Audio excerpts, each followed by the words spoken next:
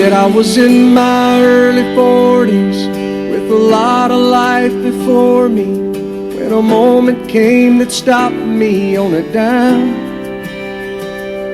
I spent most of the next days looking at the x-rays, talking about the options and talking about sweet time. I asked him when it sank in that this might really be the real end. How's it hit you when you get that kind of news? Man, what'd you do? And he said, I went skydiving, I went Rocky Mountain climbing, I went 2.7 seconds on a bull named Fu Manchu, and I looked deeper and I spoke sweeter and I gave forgiveness I've been denying. And he said, someday I hope you get the chance to live like you were dying.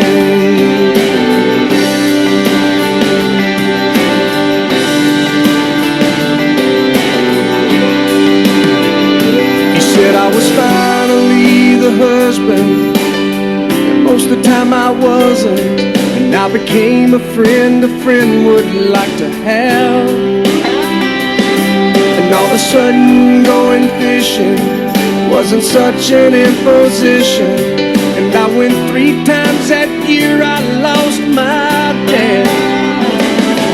Well, I finally read the good book, and I took a good long hard look at what I'd do if I could do it all again. And then I went skydiving, I went Rocky Mountain climbing, I went 2.7 seconds on a bull named Fu Manchu, and I looked deeper and I spoke sweeter and I gave forgiveness I've been denying.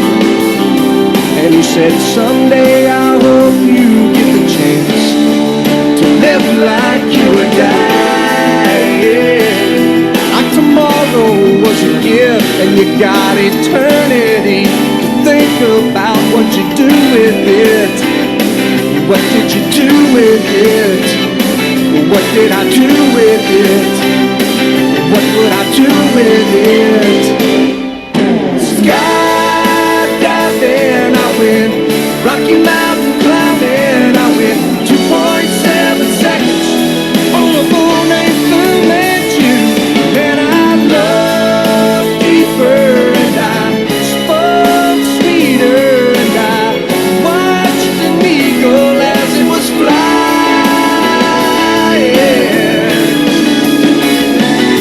And he said, someday I hope you get the chance to live like you were dying.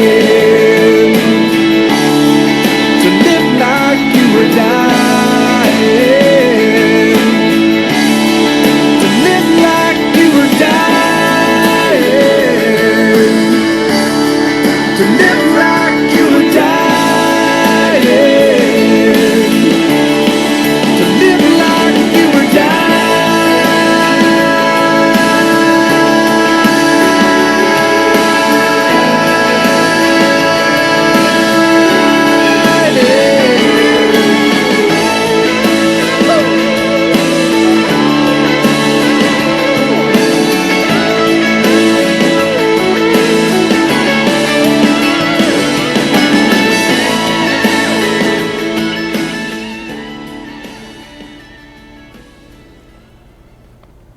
Hey everybody, I'm Doc and welcome back to another edition of The Boneyard. Hey listen guys, I got a special episode today. Like I said before in the very beginning of the podcast series, this is a safe zone, but not a comfort zone. Well folks, we're going to get in pretty deep today. Probably it may be overwhelming to some. For that I do apologize, but I honestly believe that this is a subject that we really need to embrace and come to terms with, because it's inevitable. There's only one guarantee in life, and this is pretty much it. The song I chose to start this episode out with was Live Like You Were Dying by Tim McGraw. And if you listen to the lyrics and what the song says, it makes a really good point, folks. So I'm not one for beating around the bush or skating around the difficult subjects. Let's just jump right into it with both feet, and we'll see what happens. This is a journey we're going to go on together today. I recently lost a dear friend. As you can obviously guess, this podcast is going to deal with death and dying. And it's only natural when someone you know passes or dies to reflect on things. And I'm not going to get all wishy-washy and, all blubbery and all that. Only to say this, that we each deal with death and dying in our own unique ways, and that's okay. There's no textbook way to deal with the unimaginable. Now, according to mental health experts, there's 5 stages of grief. Not everybody goes through these 5 stages. The initial stage is denial. I can't believe this is happening to me. What in the hell did I do to deserve this? Usually followed by anger to some extent. Why me? I've been a good person all my life. I don't deserve this shit. If I could just get a do-over, maybe I could do things different. Sometimes you go into bargaining. You try to reason with God. Hey, look, man, if you give me one more chance, I promise I'll get it right. I'll be a better husband, a better friend. I'll go to church more often. Well, sometimes bargaining doesn't work. Then you sink into maybe depression. Okay, this is fucked up, and there's nothing I can do about it.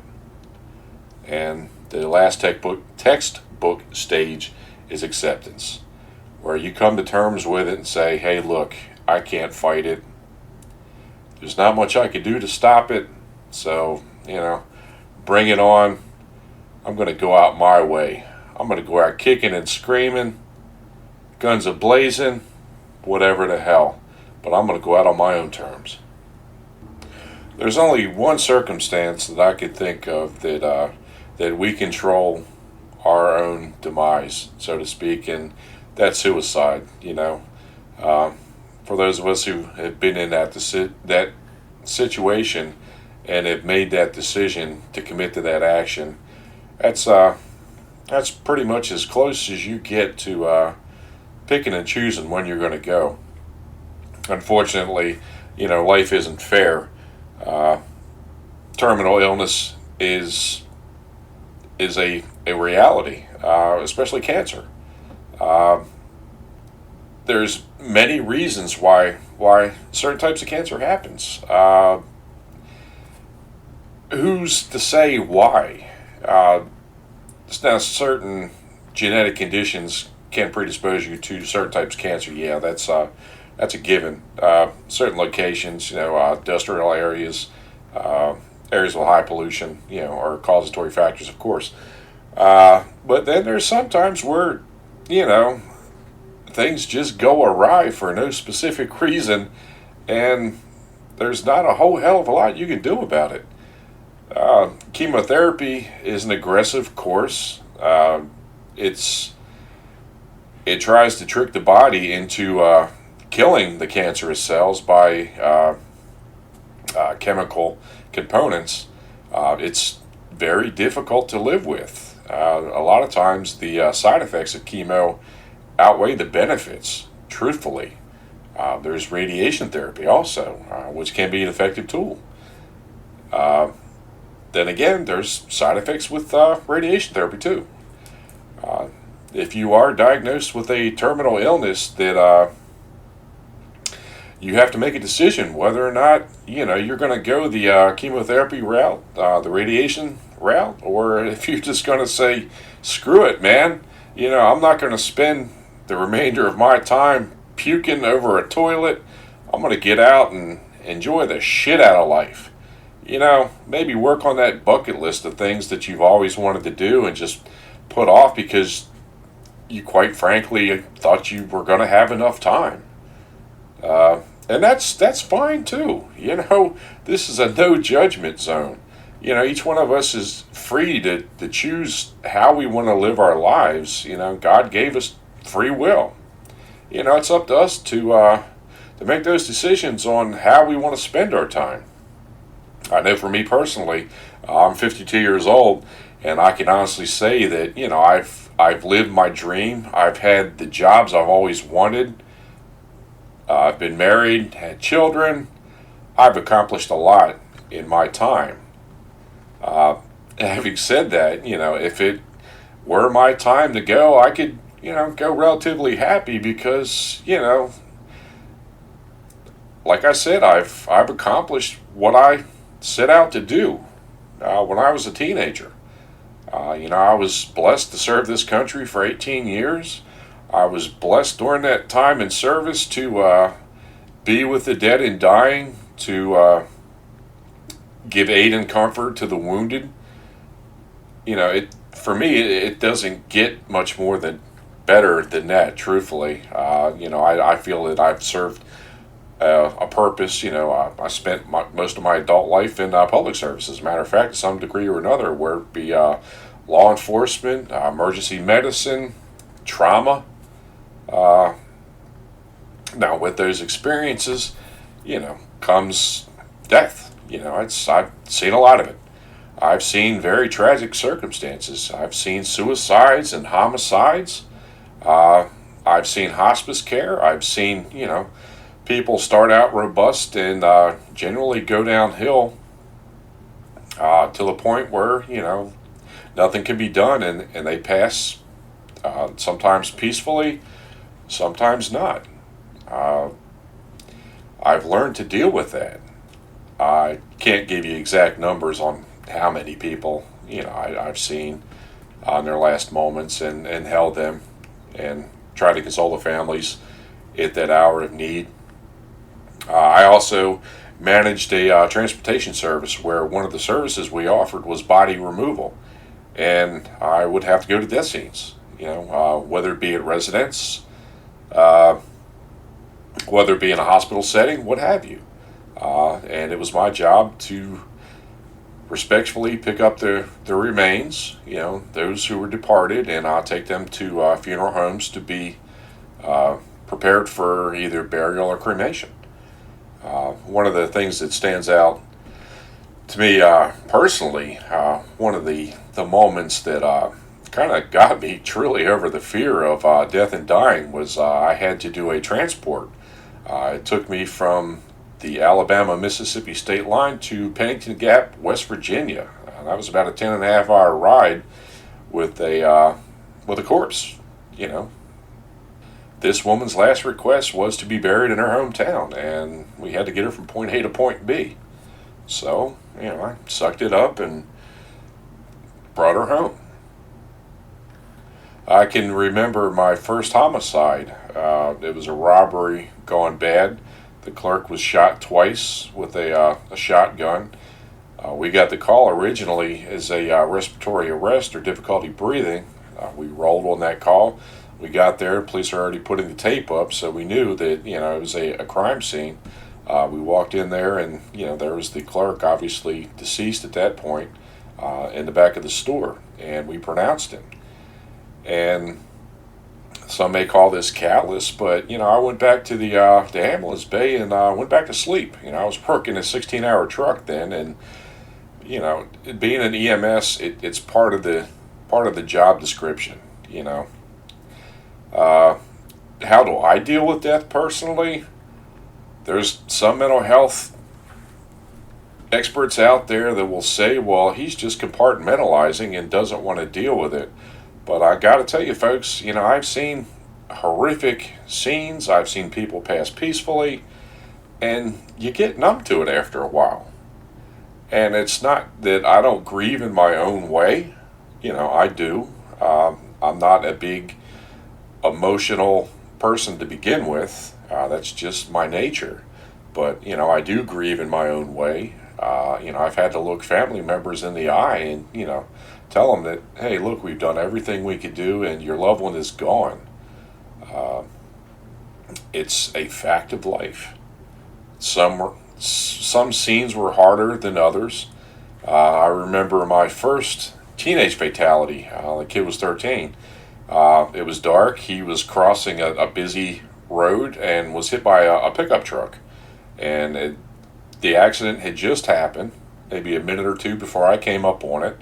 I wasn't on duty. I stopped to render what aid I could, checked his vitals, and he was deceased. And when EMS got there, I gave them my report. They verified that, and I left the death scene and went about my business. I remember my first cardiac arrest. It was out in Fitzsimmons, Colorado, as a matter of fact. Eddie Seabrooks was the guy's name.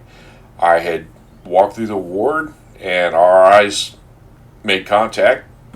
I engaged in some small conversation there, and I went to the other side of the ward. Well, by the time I got to the other side of the ward, they were calling a code blue, or cardiac arrest call, so I ran back in there, and of course it was Eddie.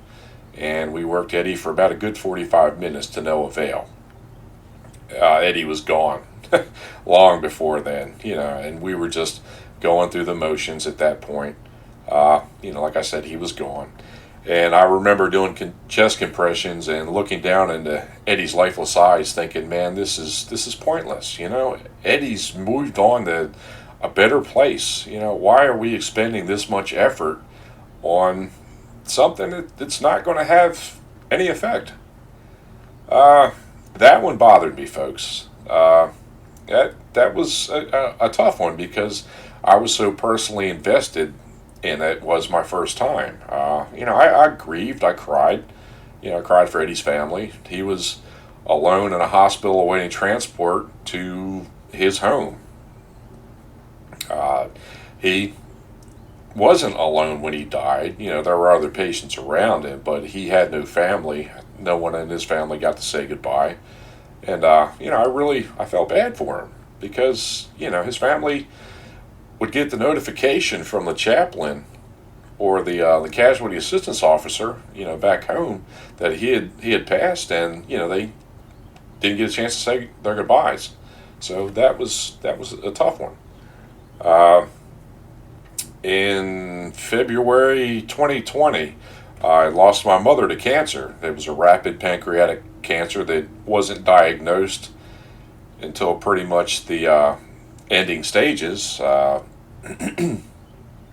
do believe she was diagnosed in October 19, and she was gone by February of 20. Unfortunately, we had an estranged relationship, so there really wasn't too much emotionally that I had in stake for her death.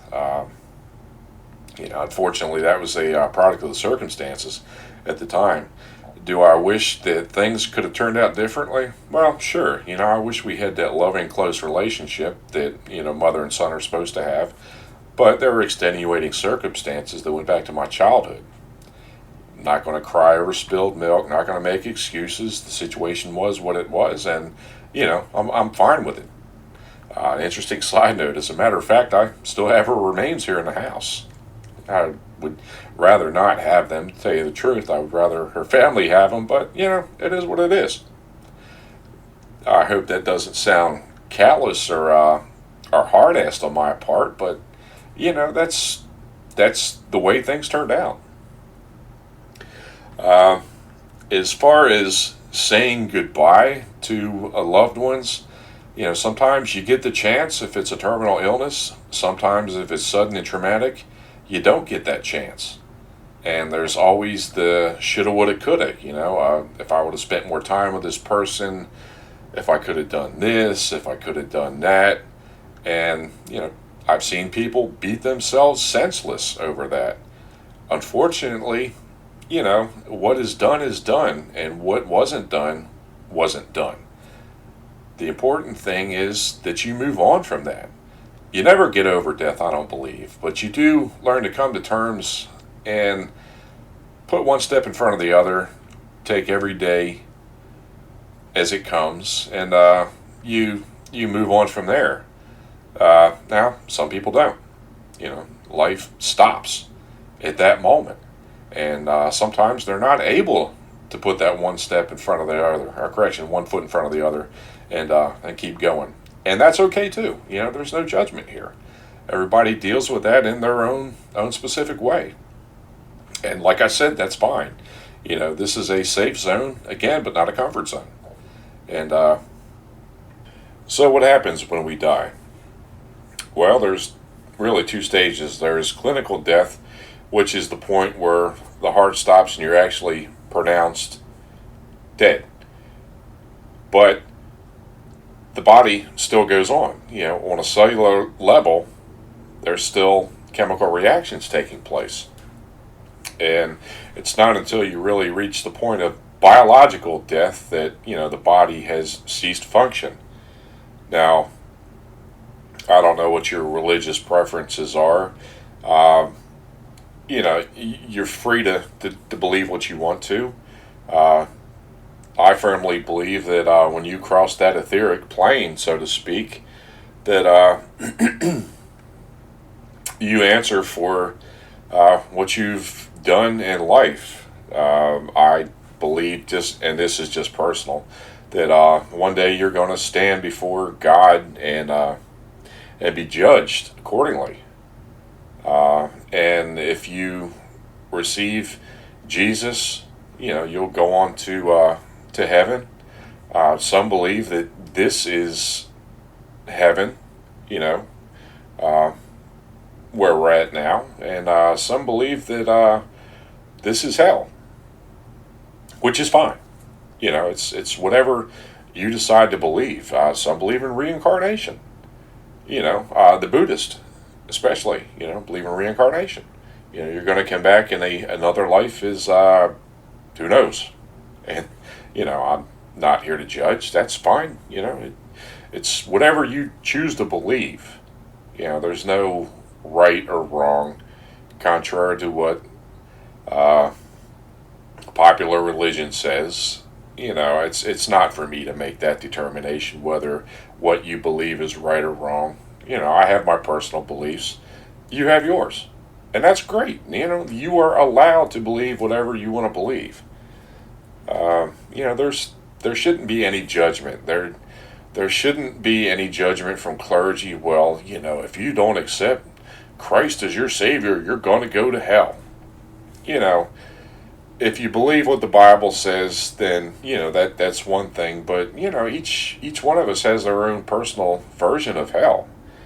Some people think that we're trapped here in our own version of hell. And we keep going over the mistakes we made in life. And like I said, folks, that's whatever you choose to believe, I'm fine with. I'm not going to tell you again that you're right or wrong. It's a personal decision. The biggest thing that I've seen in my experience with death is regret. Regret, unfortunately, is something you can't take back. You're stuck with it.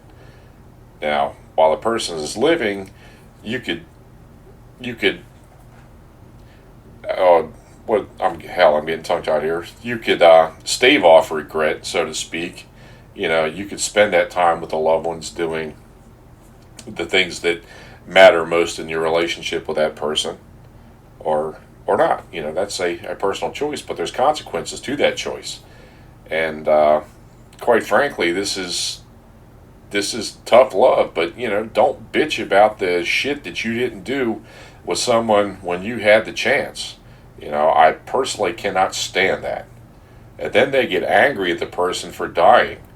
Well, unless it's a suicide, you have no specific end date that we know of. There's only a higher power that knows that.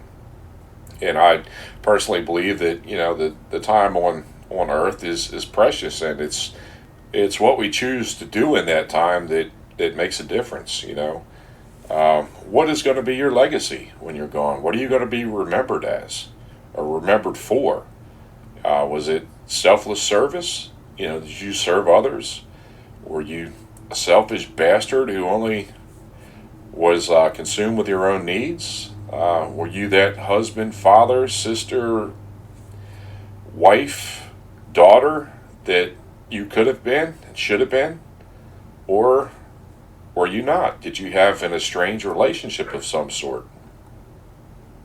Guys, if you will indulge me, I'm going to have a brief musical interlude here, and I would like you to pay attention to this song, especially the words and the meaning of it. Yeah, I think at the end you'll get it.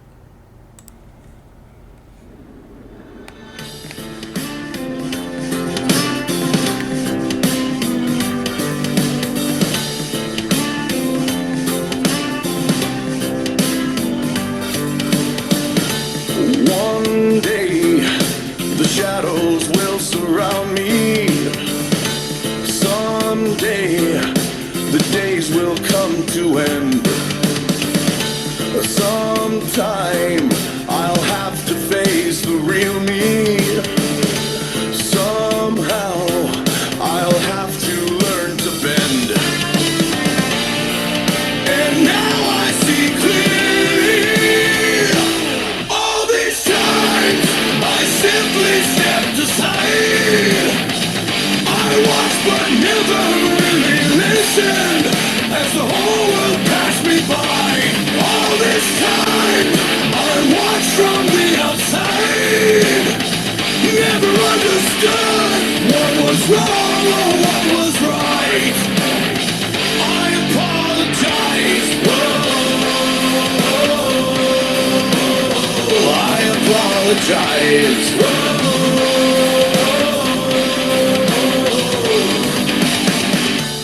One day I'll face the hell inside me.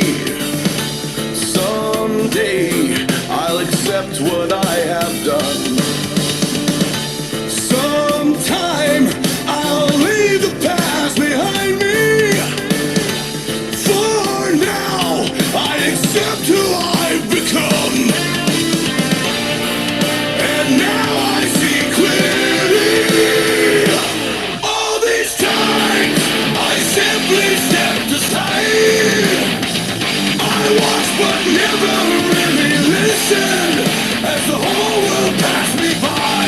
All this time I watched from the outside. Never understood what was wrong or what was right. I apologize. I apologize.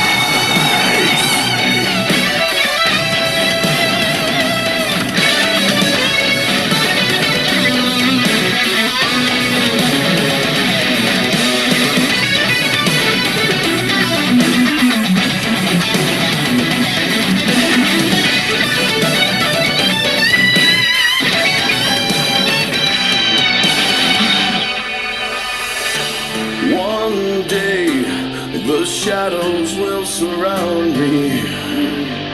All these times I simply stepped aside. I watched but never really listened as the whole world passed me by. All this time I watched from the outside. Never understood what was wrong or what was right. I apologize. I apologize. Whoa. I apologize.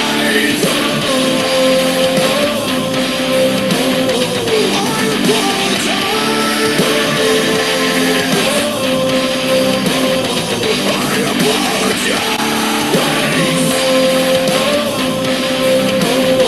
I apologize. I apologize.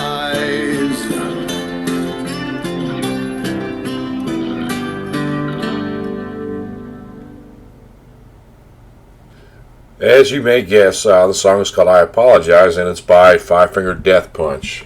And it deals with the realities, I think, of regret. And like I said before, regret is one thing that you have an opportunity to cancel even before it happens. Spend time with those loved ones. live, laugh, love, because you only get one opportunity at this life. And I would hate for you to have regrets at the end. Things that you shoulda, woulda, coulda done. I can't make that choice for you, folks. That's an individual choice. And like I said, with every choice comes consequences, and you're going to have to deal with those, as well as your loved ones. And unfortunately, it's a sad fact that if you don't take the time to live, laugh, and love, you will have some regrets, and you're going to have to live with those, unfortunately, for the rest of your life. So I would rather not see you in that position if at all possible. Folks, if you'll indulge me one last time, I'm going to close out this podcast with a wonderful song by Tim McGraw. It's called Humble and Kind.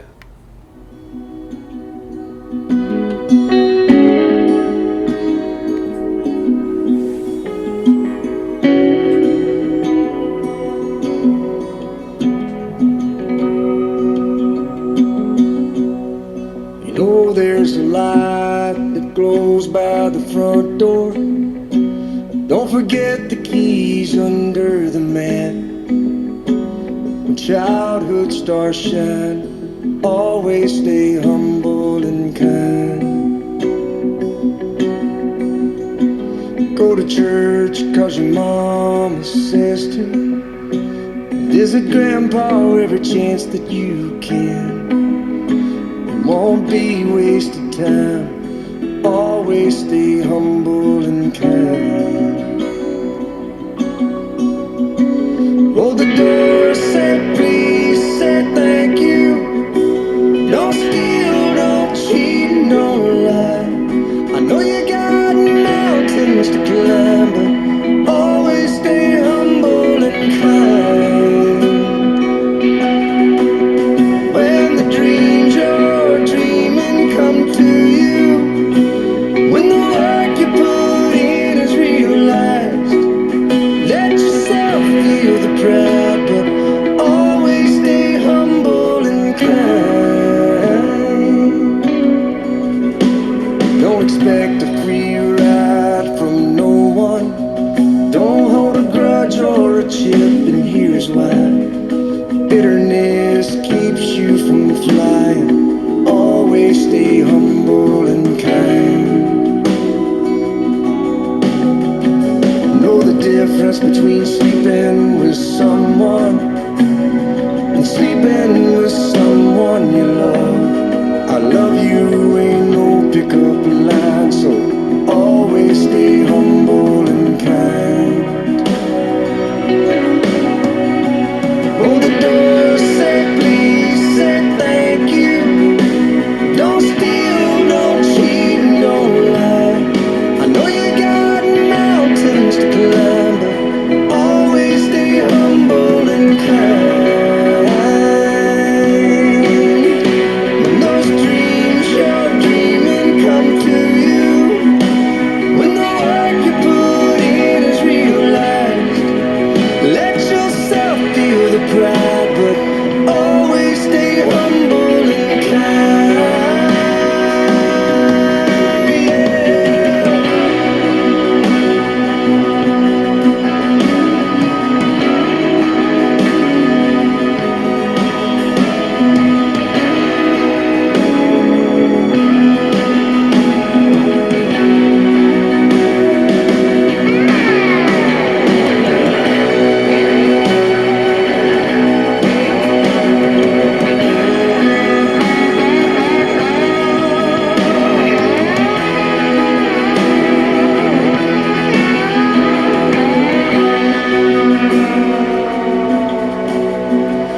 When it's hot, eat a root beer popsicle. Shut off the AC and roll the windows down. Let that summer sun shine. Always stay humble and kind.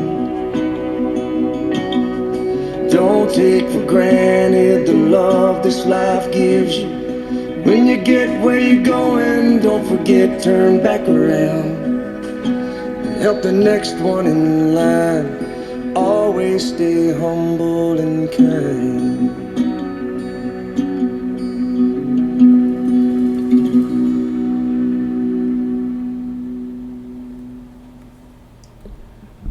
Hey folks, that was Tim McGraw, humble and kind. I'd just like to take a moment to thank all of you for tuning into my podcast each week. It means a lot that you would take time out of your day to listen to me ramble on about the things that I think are important to me. Like I said, it means a lot. Thank you. I love you all. And remember, it's not about the meat, the fat, the gristle. It's just about the bare bones. I'm Doc, and I'll see you next week.